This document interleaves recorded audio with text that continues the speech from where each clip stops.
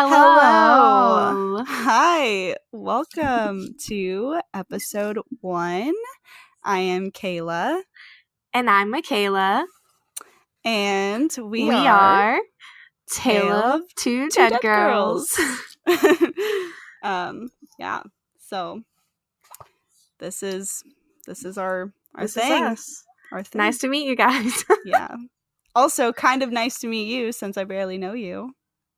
It's true. We barely know each other, guys. You're going to be getting to know us while we get to know each other. Yes. So, the way this all started, I had posted something on Instagram or on my story asking if anybody wanted to start a podcast with me, specifically paranormal / true crime, and Michaela replied to it, and I was like, yes, I'm gonna hit her up, and I did, and we hit it off, and here we are, finally making this. It's been in the works for, I don't know, a couple of months, not that long, but here we are, and this is it. Yep. So we both saved for mics, and we're gonna do it, and we have a ton of ideas that we want to share with you guys. Yeah. So this is gonna be a paranormal true crime podcast. Also, just like literally anything that spooks you, spooks me, spooks her, anything that's freaky. We just like all that, like the unexplained shit. Yes. Yeah, anything scary. Mm-hmm. Give it to us. We are also on social media. We have Twitter, Instagram, Facebook, email. And email. So all of that is where you can follow us, keep up to date with anything that we post, see pictures that we post, email us your own stories. That would be really great because we'd love to hear all the spooky stories. Yeah, we want to hear it firsthand from you guys. We want to hear the stuff that gives you nightmares. Yes. So talk about it. Our Twitter is TOTDG podcast. And our Instagram is just Tale of Two Dead Girls, same as Facebook, Tale of Two Dead Girls, and our Gmail is taleoftwodeadgirls@gmail.com. Pretty easy. You can find us anywhere if you just look up Tale of Two Dead Girls. Yes. Find us, follow us. We'll update you when we're posting stuff, and we'll try and post like cool sidebars about our stories too. Yeah, that's the plan. So, I have a story for you. This is a pretty famous story, I guess you can say. A lot of people have heard of this because it was actually made into a movie. But, yeah, it's actually like there's like a real story behind it. So, yeah. I'm ready. You're ready? All right. Let's fucking get spooked shitless. All right, so this is the story or real story of Annabelle. Wow. All right, so yeah, it's a spooky one. So, in 1970, a mom bought an antique Raggedy Ann doll from a hobby store for her daughter Donna, who was, I think she was barely about to graduate college. She was, I think, around 28. Her birthday was coming up. She loved dolls, so her mom bought her a Raggedy Ann doll. And Donna was at the time living in an apartment with her friend Angie. And, they both lived there together. And the mom... roommates, roommates, the deal. the thing that you do.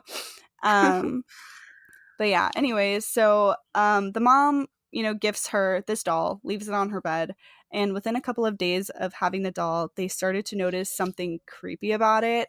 At first, they liked the doll, and they they put like a bracelet on Annabelle's like wrist and everything, and they really liked it. They had no creepy thoughts or whatever until a few days later. They started to notice that the doll seemed to have moved around in the house. It would be like small movements, at first, and then it would like change position and whatever. But then as time passed, the movement would become more noticeable.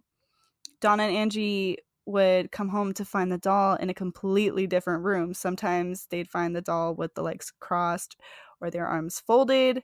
Sometimes it would even be found like standing up on its feet. A doll standing Oh up on my its feet. And this doll is just god. like filled with like cotton, so it's like it Literally doesn't. just like doing its thing. It's strong. Yeah.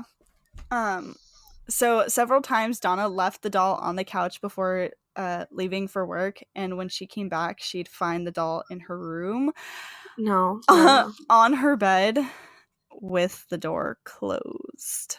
Ah, no. About a month into their experiences with Annabelle, they started to find messages on parchment paper that said, "Help us" and "Help Lou," with and near the doll. The writing was like if a child had wrote it, and there's no children in the apartment. They also never even carried parchment paper in the house. They never bought it, so Oh it wasn't god. All theirs. bad, all bad. They got creeped out because they thought that, people or somebody was coming into their house trying to, like, I don't know, do some creepy shit to them. And so they set up like booby traps, like for the door, like near the door area, to see if, if anybody was coming into their house, but nothing Yeah. would come up. Everything was as is and normal. So they realized that, it wasn't coming from them, and it wasn't coming from somebody outside of their house. And one night when Donna came home, she noticed that the doll was on her bed, and it wasn't there earlier in the day. Oh no. Yeah, apparently that had happened a lot in the house. The doll would end up being on her bed every time she would like leave or put it somewhere else. But on one particular night, she felt something was even more off than usual. She went to look at the doll and saw frickin' blood drops No, no, on no, no, no, no, the no. back of its hands and chest.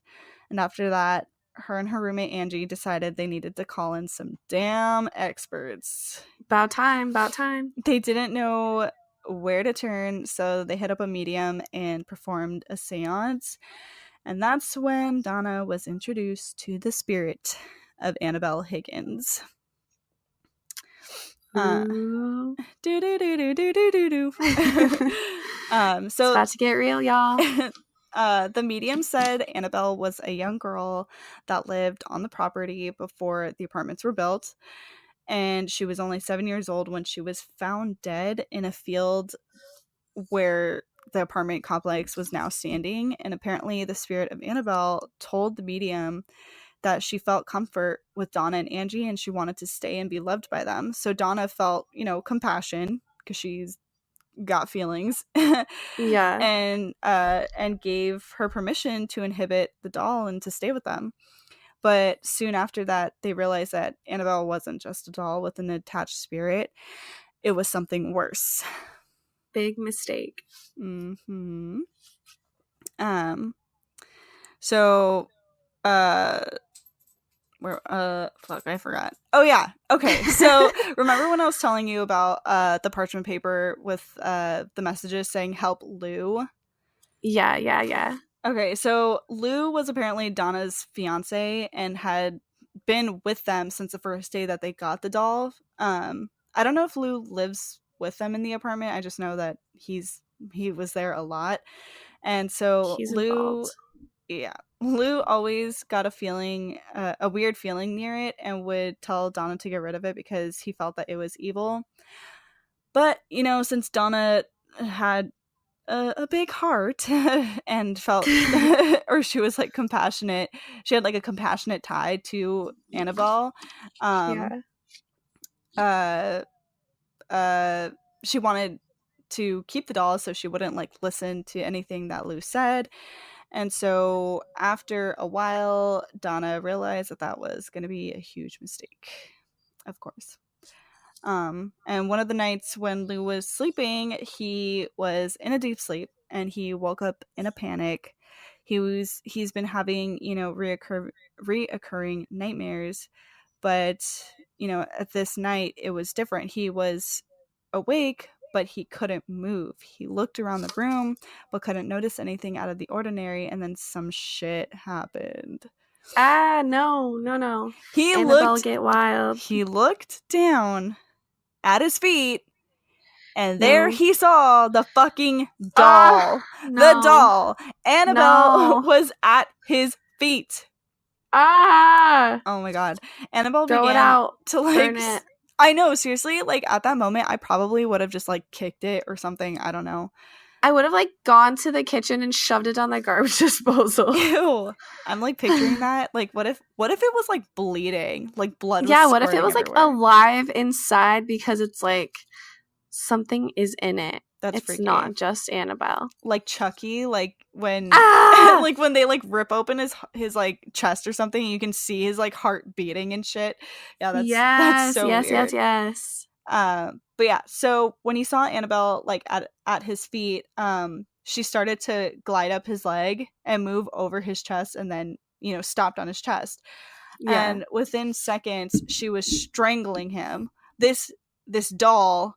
This little doll, actually this doll actually wasn't that little, it was kind of big. The doll was literally strangling him, and Lou was pretty much paralyzed and gasping for air almost to the point of asphyxiation, and then he blacked out. He woke up the next morning certain it wasn't just a dream, and he was determined to get rid of that fucking doll and the spirit that possessed it. But he ended up having one more terrifying experience. Lou, Donna, and Angie were getting ready for a road trip the next day after his incident with the doll, and were reading over maps alone in Donna's apartment. And it was pretty quiet, and they started to hear sounds coming from Donna's room. So that freaked them out, and they were like, "Oh shit, someone's in the house! Like, we need to figure out who's here. Got to be careful, whatever." So Lou, being big old fiance macho man, he was Lou. Like tough Lou, he was like, let me go figure it out and see who the fuck is here. And he walked over to her bedroom. He waited for the noises to stop before going inside and turning on the light, and the room was empty except for Annabelle, who was tossed into the corner on the floor. He checked the room for forced entry, but nothing was out of place. And as he got close to the doll, he got a feeling somebody was right behind him. So he spun around to see who it was, but nobody was there. Then, in a flash, he found himself grabbing his chest, doubled over, cut and bleeding. No. What? His shirt was stained with blood, and at the opening of his shirt, he saw 7 claw marks. 3 vertically on his stomach and 4 horizontally on his chest, and they were all hot like burns. The scratches healed almost immediately. They were half gone the next day and fully gone by day 2. And usually when people get scratched, it's from a demon, not a spirit of a person. I think 666, baby. Yeah. Party with the devil, bitch. Scary shit. Yeah. So after that, Donna started to believe that Annabelle wasn't a spirit of a young girl, but more like a demon. And she decided to contact Father Hagen, who was an who is he? Fuck, I'm gonna butcher this again. Episcopal. No. Episcopal. Okay. Episcopal. Perfecto. Episcopal priest. But he felt it was more of a spiritual matter, so he contacted a higher authority in the church named Father Cook. And Father Cook immediately contacted the Warrens, also known as Ed and Lorraine Warren, who were famous paranormal investigators, and Ed was a self-taught demonologist. Yes, they are amazing. I've been obsessed with them since I was so little, and they took on this case, and it's insane because they actually have the doll till this day. But Anyways, so they immediately took interest in the case and contacted Donna. And after talking with Donna, Angie, and Lou, the Warrens knew that they weren't dealing with a possessed doll, but the doll was being manipulated by an inhuman presence. Spirits typically don't possess dolls or any inanimate objects at that. And in oh my god. An inhuman spirit, like a demon, can attach itself to an object or place. So in this case, it attached itself to the doll. The demonic spirit manipulated the doll to create an illusion of it being alive in order for it to get recognition, which it did. But yeah, who was it? Like Donna, who was like, come on in, make yourself a home in this cotton bed. In this cotton bed. But it wasn't looking to stay attached to a doll. It was looking to possess a human person, a human being. Nice warm mean suit. Ew, I hate that word. It just reminds me of like Leatherface. Ah, no. So the inhuman demonic spirit was essentially in the infestation stage of the phenomenon. At first, it was moving the doll around the apartment by means of teleportation to arouse the girls, which, it did. Worked. And they noticed, all the crazy shit that would happen. And then, predictably, they would mistakenly bring a medium to their house. And they did. And then they communicated with the doll through the medium. And the demon that was now able to communicate through the medium preyed on the girl's emotional vulnerabilities by pretending to be a harmless, lost little girl that wanted to be loved by them. Smart. Yeah. During that seance that was held to talk to the doll without realizing it, Donna actually allowed permission for the demon to haunt the apartment. And with that, that's when weird shit started to happen, like freaking them out with the odd movements of the doll. It brought about the materialization of creepy handwritten notes, the symbolic drops of blood on the doll, and physically like attacking Lou, leaving behind the symbolic mark of the beast. Yes. The next stage of infestation would have been an actual complete human possession. And if these experiences lasted another 2 or 3 weeks, it could have completely possessed, if not harmed or killed, one or all of the people in the apartment. Lou. Totally would have gone after Lou, 100%. Or maybe, I don't know, maybe I thought Donna because, like, of how vulnerable she was to it since she felt compassion. True. But, I don't know. Lou was the only one that was getting, like, hella attacked, so I don't know. But Lou was like, he was the tough guy. He was fighting it. Donna's a little weakling. Yeah. Well, he already Donna. He already felt like something was up with the doll, so maybe that's why. Yeah. The doll was just like, you better shut your ass up, because I'm trying to feed off these people. Ew. Yep. Incubus. So, anyways, at the end of the investigation, the Warrens called up Father Cook to perform an exorcism blessing to cleanse the apartment.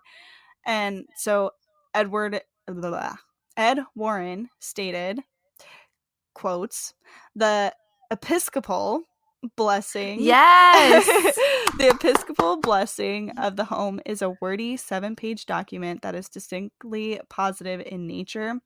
Rather than specifically expelling evil entities from the dwelling, the emphasis is instead directed toward filling the home with the power of the positive and of God. So, although Father Cook was uncomfortable being the dude that performs exorcisms, he agreed to perform the 7-page rite of exorcism, which was a doctrine he recited throughout the apartment. And after it was done, the Warrens were confident that the entity would no longer reside there. And Donna was like, yo, Ed, you gotta take this, because I don't want this doll in my house anymore. So for further precaution against the shit ever happening again, he agreed to take it, and they took it with them out of the apartment as they were leaving. When they left, Ed placed Annabelle in the back seat and agreed he wouldn't take the freeway or interstate in the event that the demon still lived in the doll. And, his suspicions were right. Because who could have known? Soon after driving off, both Ed and Lorraine felt as an object of a vicious hatred. At each dangerous curve, their car swerved and stalled, with every corner causing the power steering and brakes to fail. Over and over again, the car was on the verge of collision. He reached in the back seat into his black bag and took out a vial of holy water and poured it all over the doll, making the sign of the cross over it. And immediately, like, all that scary shit stopped. And so they ended up getting home safe. Good. But after they got home, Ed sat the doll in a chair next to his desk, and it levitated a number of times in the beginning. Then it seemed to have fallen inert, which means it wouldn't move anymore. Yeah. And during the next few weeks, it began showing up in various rooms in the house. And when the Warrens would leave, they would lock Annabelle in a building outside of their house. So, because they don't want that shit in their house when they're not there. Like, who knows what could happen? No way. You can't trust that. So opening doors, blood, all that. Yeah. So they would leave the doll locked up in an outside building, office building. And oftentimes when they would leave the doll there, they would come home to find it sitting comfortably upstairs in Ed's easy chair when they opened the main front door. So they would see the doll in their house after they had just locked it up outside of their house. I love the emphasis on comfortably. It's like, just crack open a cold one, sit in the lazy boy, Yeah. Live that life. Yeah. Also, the doll seemed to show hatred for clergymen, which is Christian male priest, I think, in specific, who would ever come to the house. So they decided to bring over a Catholic, like, exorcist priest dude, and they brought over Father Jason Bradford, who was a Catholic exorcist priest dude, and he came to the house, and when seeing the doll sitting in the chair, he walked over to it, picked it up, and was like, God is more powerful than any demon, and you're just a rag doll, Annabelle. You can't hurt anyone. He literally, like, threw the doll back into the chair. He, like, picked the doll up and threw it back in the chair. And then Ed was, like, speechless. He had no idea what to say because he had, like, just finished telling the father not to touch the doll. And upon leaving an hour later, Lorraine told the priest to please be careful driving and to call her when he got home because she had a bad feeling that something tragic was going to happen to him. But he had to go his own way. He couldn't just, like, stay at their house all night or whatever. And a few hours later, Father Jason called her and explained that his brakes went out as he entered a busy intersection. He got into a near fatal car accident. He went almost head on to a tractor trailer. They should have just sent him with some holy water. I don't know why they didn't think of that. But he's like a Catholic priest. He should have already had that. Had tons of holy water on deck for sure. On deck, fucking douche his car in holy water before he drives off. Every seat just sopping wet. By the way, he had a brand new car too. So he destroyed his car in this collision with the tractor trailer. And he survived, but his car didn't. He told Lorraine, he said, the last thing I can recall was looking in the rearview mirror and seeing the image of that doll staring back at me in the mirror. And then I lost control. So while he was driving, he looked in the mirror as he was entering the intersection, and he saw fucking Annabelle, and that's when he, like, crashed. And so that was just one story that happened, after they had taken in the doll. There's been tons of other stories apparently, but I couldn't really find any others besides that one and one more. So the other one, I will tell you about. The Warrens had a special case built for Annabelle inside their basement, which is specifically a museum called the Occult Museum, where the doll lives to this day. So you can go to Connecticut. I don't remember which city, but go to Connecticut, see the real Annabelle in their basement of their house because it's a museum. And since that case was built, Annabelle apparently no longer appeared to move, but she is said to be responsible for the death of a young man who came to the museum on a motorcycle with his girlfriend. And after he heard, or yeah, after the man, this, okay, by the way, this guy was like not even like an old man. He was like young. He was like 20 years old. He was super young. No, that's so Yeah. young. A Had baby. his whole life to live, but he fucking ruined it because he's a dumbass and said some stupid shit. But he, after hearing of Ed's experience with the doll, he went up and began to bang on the case, insisting that Annabelle wasn't real, and that if she could put scratches on people, then like why not her do something to him? He was like egging her on, you know, like telling her to like do something to him.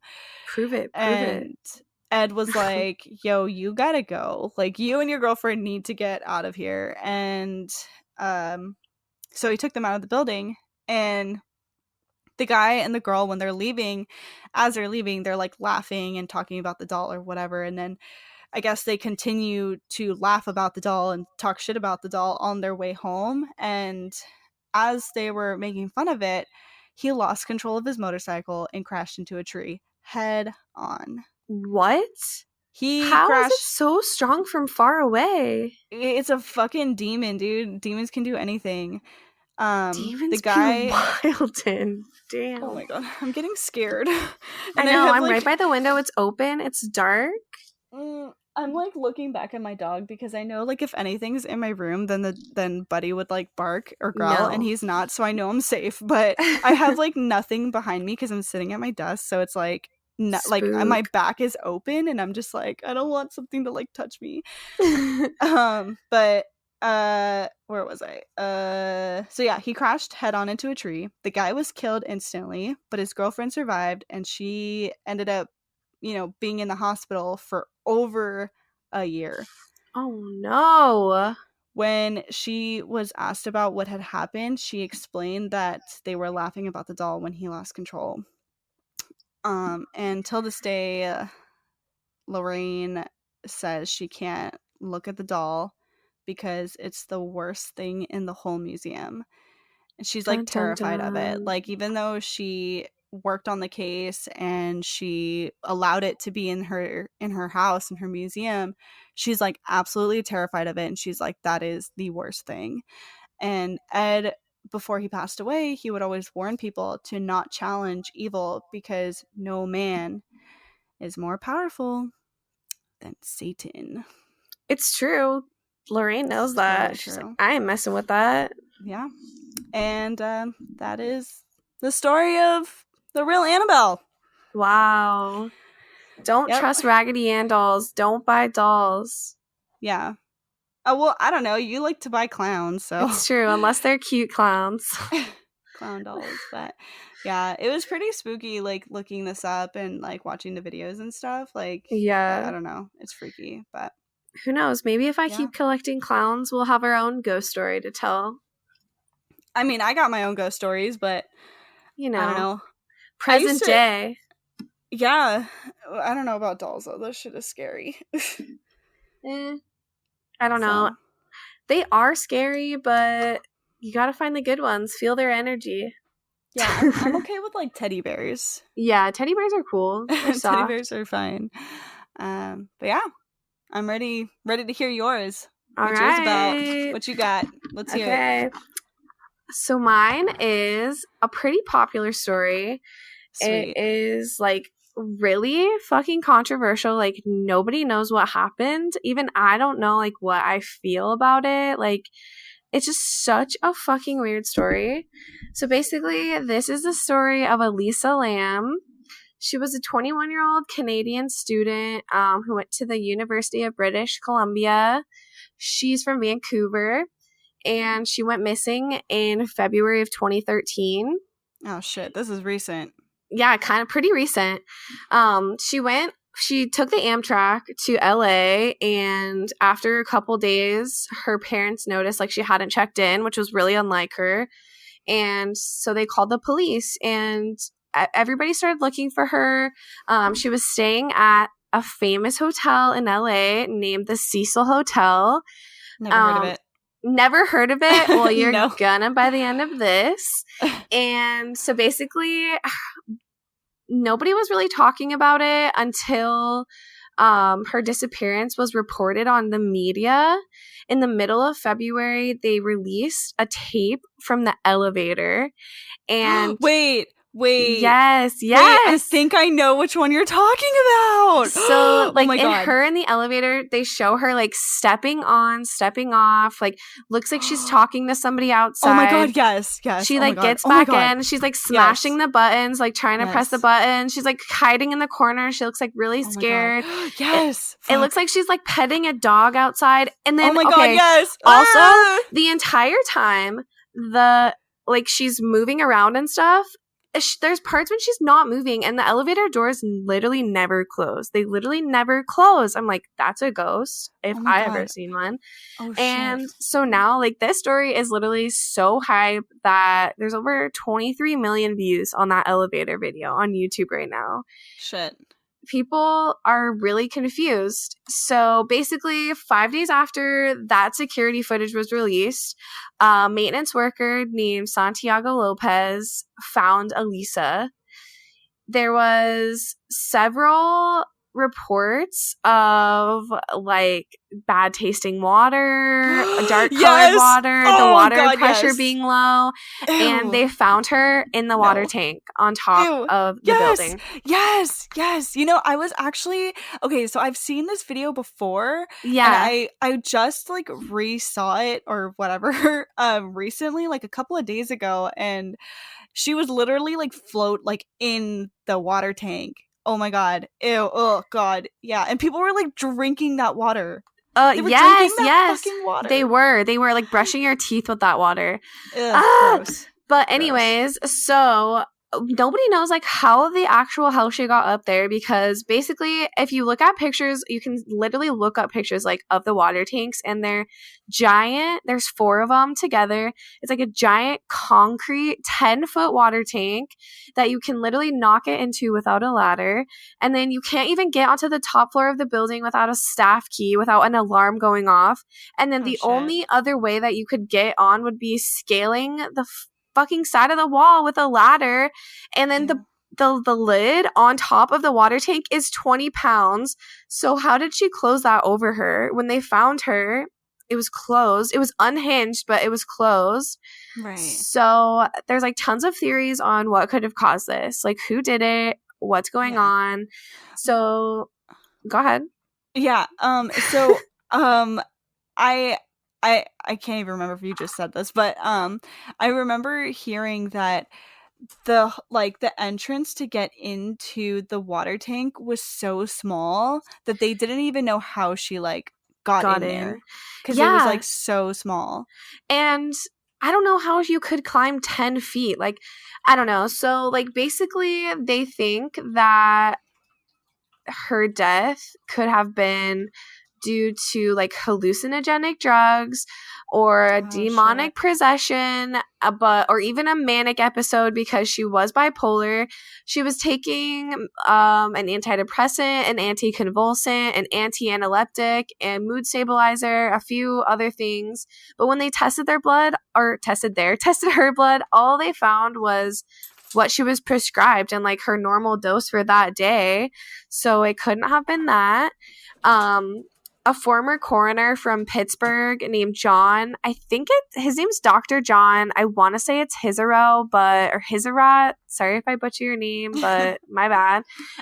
He said that her case was really unusual, and that based on the autopsy report alone, that she could have been suffocated by somebody and then thrown into the tank, but it's too hard to tell, so he ruled it as an accidental drowning or undetermined. Oh my God. Yeah, but it's like, okay, that is sus. But anyways, there's, like, a few other theories. There's, like, this game called the Korean elevator game, and it's, like, pressing all the buttons on the elevator to try and reach another dimension. But that's, like, I don't even think she was Korean. I think she was Chinese. So No, that's off the table. And Yeah. then this one is freaky. So some believe that she may have had tuberculosis because there was an outbreak in that area around the time that she died and around that hotel exactly. And get this, the test to find out if you had tuberculosis is called Lamb-Elisa. And her name is Elisa Lamb. So is it like named after her? No. It was just like coincidentally the same name. That ain't no fucking coincidence. Like, what in the world? Anyways, like, but when they tested her for that, it didn't show evidence of that. So we don't know if that's what it is.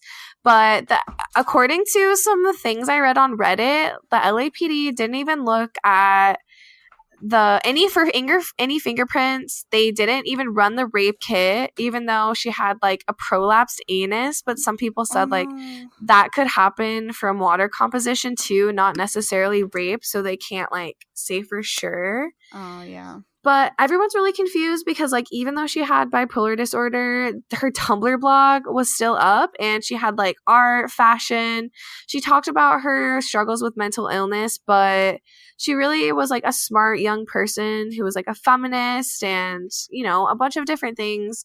Wait, is her Tumblr still, like, up and running? Like, can we find it if we Googled I looked it up today. I was, like, on it, but I don't see any posts on it. But the creepy part is that after 6 months after she was gone, her Tumblr was still posting posts. Oh like, my god, ew, no. Some people say that she could have like set it up that way, but who sets up queue? Who does that? 6 for months? Like 6 months? Yeah. No. Yeah, that's so freaky. That is not That's so freaky. So because this happened at the Cecil Hotel, I want to go into that more because this is not the only thing that's happened there. It's seriously like really well known for horrible shit happening. So over 16 non-natural occurrences and paranormal events have taken place there. And that's a lot. A lot. And so basically, it was founded in 1924 by William Bakes Hanner. It was supposed to be like a fancy hotel for the social elite, and he definitely spent a ton of money, like $1 million marble lobby, palm trees that were imported, all that fancy. And just 2 years after they opened, the Great Depression hit. So all the area around the Cecil Hotel turned into Skid Row. And since then, it's had a reputation for just like junkies, runaways, criminals. So I'm sure we've all heard, any of you true crime junkies know about Richard Ramirez, the Night Stalker. In 1985, he rented a top floor of the hotel while he was on his killing spree. He paid only $14 a night to stay there and said that he chose the hotel because it was total unmitigated chaos. And he said that he would just like come back, dump his shit, his bloody clothes in the dumpster out back, walk half naked to his hotel room. He would just like buy drugs in the back, all of that. Damn. So because of that, I mean, Richard Ramirez, pretty popular name. Another serial killer, an Australian one named Jack Unterweger. He went on a rampage killing prostitutes in 1991. He would beat them, sexually assault them, and then strangle them with their own bra. No, that's the worst when you get like strangled with like your own something. Yeah, why is that? It's like just like they're trying to exert the highest level of control over you, but it's some shit. They don't fucking deserve that shit. Back up. No. But he said he told them that he chose that because of Richard Ramirez, that like inspired him to go there. And yeah, like no. But anyways, then also we've all heard of the Black Dahlia. Elizabeth Short, she stayed at the Cecil Hotel. She didn't get like murdered or anything, but she was a guest there, so who knows if she would have had like a crazy story. We have to do an episode on that. Yes, definitely. That is such an interesting Okay, have you been to the Museum of Death? I love. No, I haven't yet. Oh, you God. have to go. They have a piece on the Black Dahlia and the photos. Oh my God. It's just like, you have never seen anything like it. It is insane. I'm scared I won't be able to like handle it. I tried to like Google it once, but I don't know. I don't know if I'll be able to handle it. I'm such a big crybaby. I feel like crime scene photos are hard for some people. I'm pretty good at looking at them, but I just feel very detached. Like, I don't feel like, I don't know, emotionally charged when I look at them. Obviously, I feel bad, but I just like, I'm just detached. You know, I actually might be okay with it because I did spend a lot of my years, I fucking sound like if I'm like super old. But no, for a long time, I was like super obsessed with like homicide, like documentaries and shit. So like, I would totally like, I even wanted to be like a homicide detective. Like, same. I thought about that too, but then I'm like, I don't know if I can take the smell. I don't want to be a cop first because cops get shot. That. Fuck that. Same. Yeah. Anyways, so Elizabeth Short stayed there, and then basically the first death to ever be reported was in 1933. A nationwide manhunt came to an end when they found a man dead in his hotel room. He took poison capsules, and he was there for over a week. And then 13 years later and 6 deaths later, a 19-year-old woman threw her baby out of the window, claiming that she didn't know she was pregnant and it had been stillborn. And then 3 deaths later, 1964, a woman was found stabbed and strangled in her room, which showed no signs of being ransacked, and they never convicted anybody. And then through the 1950s and the 1960s, they just began to develop like a reputation for being the place to go and kill yourself. It was like the very, last stop on your way out, basically. So that's so fucking weird. Yeah, you would just like go and then lose all hope and just like that's it. So there was a woman named Helen Gurney who jumped off the 7th floor window. Julia Moore jumped off the 8th floor window. She left behind a bus ticket from St. Louis, 59 cents, and $1,800 in her account book. Shit. And like think about that. In 1962, $1,800 is a lot more money than it is now, Oh, totally. Yeah. And she's staying in like a shit hotel. Like, I don't know. All types of weird. And then there was also reports of a lady named Pauline Otten. She was 27 and she had an argument with her estranged husband. She committed suicide by jumping out the 9th floor, but when she jumped, she hit a pedestrian named George Giannini, and they both died in the end. Oh no. This bitch, she fucking murdered someone during her suicide. She did. Come on now. Big mistake. Like, that is just like the most selfish act you can ever... I don't know. I guess it was an accident, but like, what happened? I need details. I guess I need details to judge. Yeah. That's crazy. I can't believe she like killed someone with trying to kill herself. That's so crazy. Yeah. And then there was another murder later on of a person in 1964. His name was Pigeon Goldie Osgood. That's a name. I know. That is a name. He fed the pigeons at the park nearby, so they all nicknamed him that. And he was a previous telephone operator. He was retired, though. But they found him beaten, raped, stabbed, and strangled in his hotel room, and they never found who did it.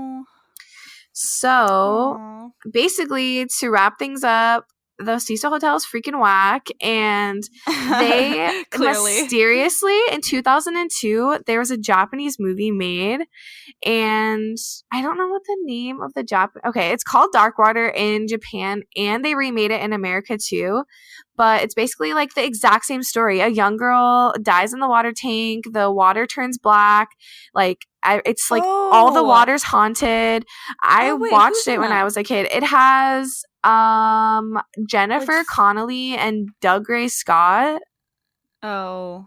Yeah, I don't remember. I think I saw that. If that was like early 2000s, right? Yeah, it was 2005 that they made that, and that okay. literally scared me. Like, okay, there's a scene where there's a glass shower, and like the ghost comes in and like holds the glass shower shut, and like, no, your girl was not able to shower with the door closed for a good solid 5 years because I was so scared of that. That's freaky as hell. Yeah, and then even the American Horror Story creator Ryan Murphy, he admitted that the season hotel of American Horror Story was totally based on that video from the elevator and the Cecil Hotel. Damn, really? Yeah. Oh shit, I didn't know that. That's tight. Like, Pete, there's controversy about it because like it kind of makes the hotel look bad for the people that live there, but eventually it was rebought. They shut it down for a few years for renovations, and it's been renamed to be called Stay on Main Hotel, which is like, why? I don't like when they rename shit, like, back off. But it's all finished now. Like, it just reopened this year, so now you can stay there again.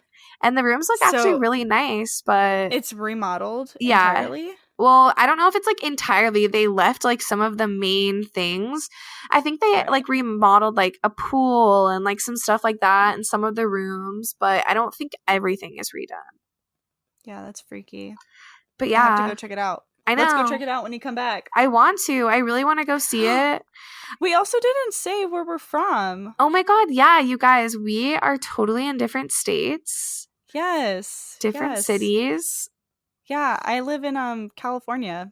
I live in she lives in Oregon. Yeah. But we're here to make it happen. Yeah. Yes. Cool. Well, I hope you guys liked this. I mean, we tried. We really did. We also don't know what the hell we're doing. We've had so many technical difficulties. It's insane. So we're hoping it starts to work out for us. Yeah. Because this is super fun, and we really wanted to do this for, entertainment and whatever for our friends. And we just like learning about like all this weird stuff. So seriously, like when we say, please email us weird shit, please. Like, actually do it. Weird like, don't shit. be afraid. Yes. Just do it. Just send it. Do it. Or even if it's not your story, just fucking send it. Send us a link to something hella scary that you want us to talk about. Yeah, literally go talk to a grandma on the bus tomorrow and ask her creepiest ghost story, and then tell me. Yes. Hit our DMs, hit our email, let us know. And we also want to talk to you guys. Maybe we could like interview you and hear your voice and that'd be fun. All that good stuff. Yep. Cool. Yeah. Well, check out our Twitter, our Instagram, our Facebook. Our email, Tale of Two Dead Girls, and Twitter is TOTDG podcast. No. What? Yeah. No, not TT. It's okay. You're right. Twitter. We're still trying to get the hang of it because it's all these fucking T's and O's and whatever. We'll get it. Twitter will be catchy. Our Twitter is TOTDG. Yes. DG. There we go. TOTDG at oh fuck, that's wrong. TOTDG podcast is our Twitter. If you can find it, you're a real one for sure. Yes. Also, like, if you do, listen to this or whatever, if you made it to the end, please follow us and send us like a message of some sort. We'd love to shout you out or something. Get your feedback. Do something for you. I don't know. Also, speaking of shout outs, we want to thank Lizzie at Good Dog Design LLC for designing our logo for us. We love you. Thank you, Lizzie. And also Chanta for making our theme song. I hope you guys like that as well. Check Chanta out. He is amazing, and he is just, I don't know. If you have any musical needs, please go to him. He's awesome. Yeah, Lizzie is Good Doggy Boy on Instagram, and Chanta is Cycles and Waves with a V for an A, WVVES on Instagram. So check them out. All right, well, that's all we got for today. So hope to see you soon. Thanks for listening. Bye. Bye.